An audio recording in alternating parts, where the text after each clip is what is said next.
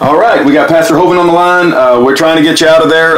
The latest I heard, Pastor Hovind, was you're being transferred to the custody of the U.S. Marshals, and I don't know what that means exactly. When I look you up on the inmate locator on the Santa Rosa County Jail, it says hold for USM, which I guess stands for U.S. Marshal. We have made calls to them. We have a director of U.S. Marshals as well as others, but we'll continue to just try to find out what's going on and make sure that whatever needs to happen happens quickly. There's some concern that, like you said, it's kind of the three stooges of policy and procedure, and everybody's pointing at each other else. But in the meantime, we've got lots of good Bible questions that came in this morning. If you're up for it, we probably can get some of those addressed, sir. I'm ready. Let's go. All right, very good. Let's see what we got here. We got Bible question from Julie, I believe, if I can find hers. Yeah, here we go. Here's what Julie writes. Oh, you know what? This is a question you already answered, but she's resending it again. She may not realize you already answered it. It was regarding, was the famine that came upon Egypt and Canaan during Joseph's time considered a judgment on the people? Why do you suppose God led his people to to the promised land and then allowed for famine and enslavement? Oh, okay. Well, yeah, there's a couple answers to that, a couple possible answers to that. One is he knew they needed to be down in Egypt for a while to be humbled or to multiply without being... See, as interesting as it sounds, while they were in Egypt, their nation was growing from 70 to 2 million approximately. Had that happened and they were not in slavery, they would not have had the Egyptians to protect them. It sounds weird, but even in captivity, you can grow and develop new things. Like, for instance, while I've been in prison, I think God has helped me grow in 1,000 ways. I've learned things, and I didn't have to worry at all about paying the bills or about cooking supper or about utility bills or security. I don't have to worry about somebody breaking into here and hurting me. I'm extremely secure. So they're providing my meals, providing security. So sometimes captivity, God can use that in a great way. And the nations that God was going to displace in the land of Canaan with his Jewish people, God said the iniquity of the Canaanites is not yet full. Because of God's great mercy and his patience, even though these people were incredibly wicked, God said, look, I'm going to give you a couple hundred more years to get your act together and straighten out. And maybe some did, maybe some didn't. So really, God is not willing that any should perish. So probably God oversaw all the events on the macro side, even though all we ever see is the micro side. To a much bigger picture, to give Israel a chance to grow, give the Canaanites a chance to repent, and 400 years later, God led them out. So the whole thing started with a famine. How did God get them to move? Most people don't move unless they're uncomfortable. When you get uncomfortable, your foot says, hey, I'm going to sleep, move me, so you move your foot. And most of these unconsciously happen. You know, you're a little bit hungry, so I'm uncomfortable, so you go fix something to eat. A lot of our activities is consciously or unconsciously because we're not comfortable. And so that's a great motivator. And so maybe this famine was to make them uncomfortable. Wow, we've got to do something here. It might have been part of a natural cycle of things. I mean, the Earth seems to have much bigger cycles. Solar sunspot cycle seems to affect a lot of things on Earth. God told them to let the land rest 1 year every 7 years. Well, they weren't doing that. And even the dirt gets tired and has to take a break and quit producing stuff. So I think it might have been part of a natural cycle causing the famine. It might have been something God directly did. It might have been something some people did. I mean, especially in modern times, people are either over-abusing the soil, or in our case, we got people flying, spraying us with aluminum and stuff. Look up chemtrails. There's a great video called "What in the World Are They Spraying?" So there may be some pinky in the brain type folks who want to control the world. There's always been those kind of folks. And so they're going to use some method of controlling the population by reducing the available food. That's going to happen. The famine's coming soon here, I suspect, because of this type of activity. Just go look outside once in a while. Chemtrails, they're called. They're all over the place. It's been going on for 15 years. This is polluting the soil and reducing all kinds of things, reducing bee populations, and it's quite an interesting thing going on. Not time to panic. It's time to pray and say, God, show me what to do. We got some evil people. And certainly we should resist all that stuff in unlawful ways. But anyway, so I don't know the real answer other than to maybe throw those few things into the mix. Okay. Thank you for the question. All right. Thank you, Pastor Hovind. The next question comes in from Connor, and Connor's from England, and he writes, "Hey, Kent, it's Connor from England. I have asked a lot of questions before, but I just want to let you know that when I heard all the charges had been dropped, it felt like I had just won $1 million. £1 million, sorry, he's in England, so he says pounds.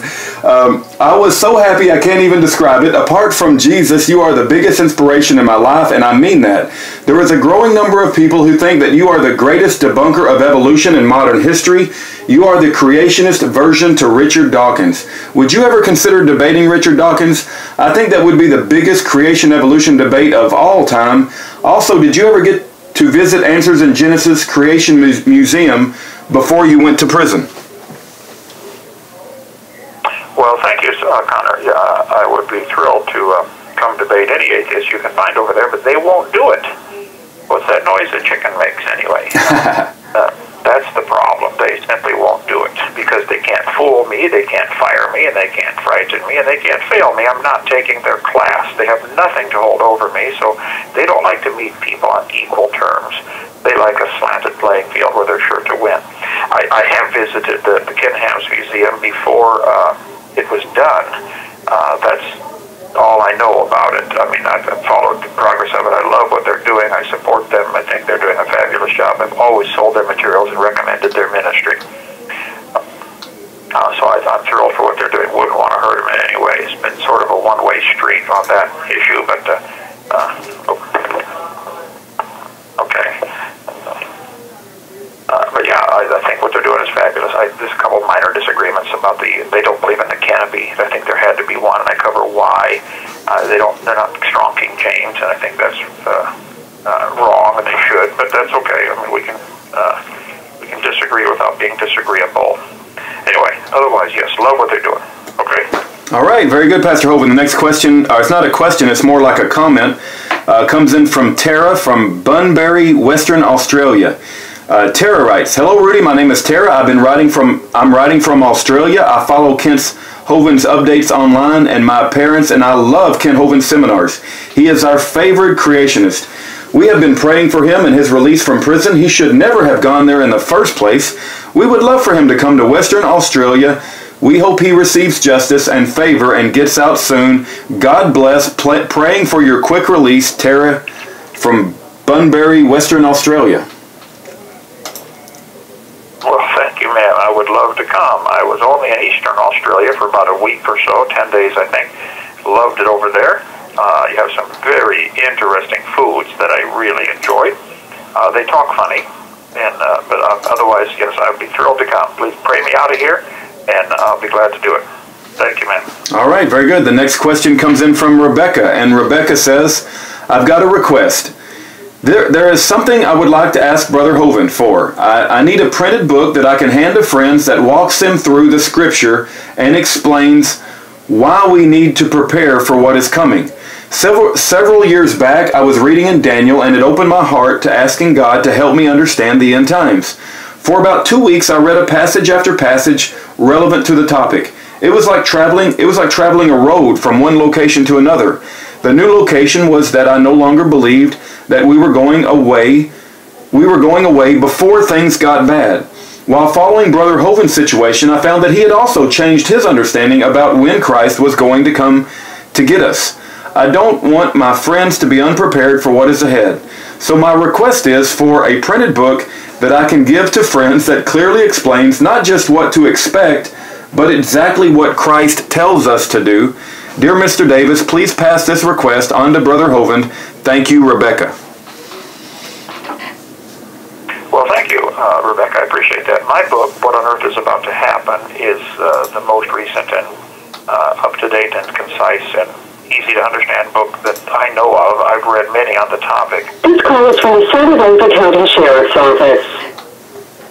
As far as getting it in printed form, you'd have to contact Randall Boaz Owens, 2 L's, Randall Boaz Owens, plural, at, is it gmail.com? Rudy, do you know?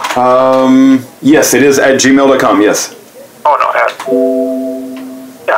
he has the only printed copies that I've seen here recently. He's supposed to get one to me at the jail here to use it for trial, but we don't need that now.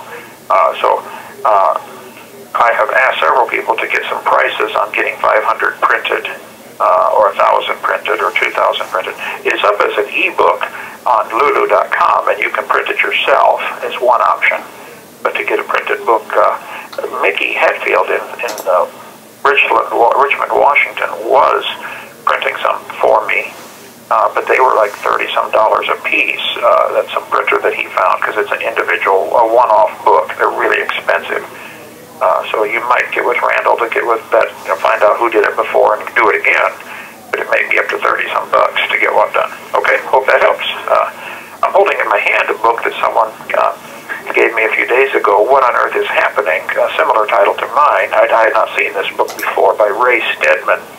And that published in 2002, even though he died back in 99 or 2003. I am very impressed with what I'm reading, other than it's not King James, which has caused us some real serious problems. But what I've read so far is really, really good. I'm loving it so far.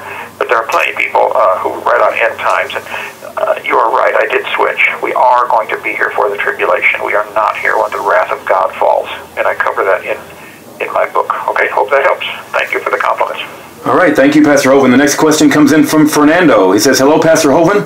I remember a while ago when Bill Nye debated Ken Ham. It was a very popular debate on YouTube, watched by thousands of people in live debate. Now it has over 4 million views. Now imagine if you were there. You have 60 seconds remaining. And now imagine if you were there.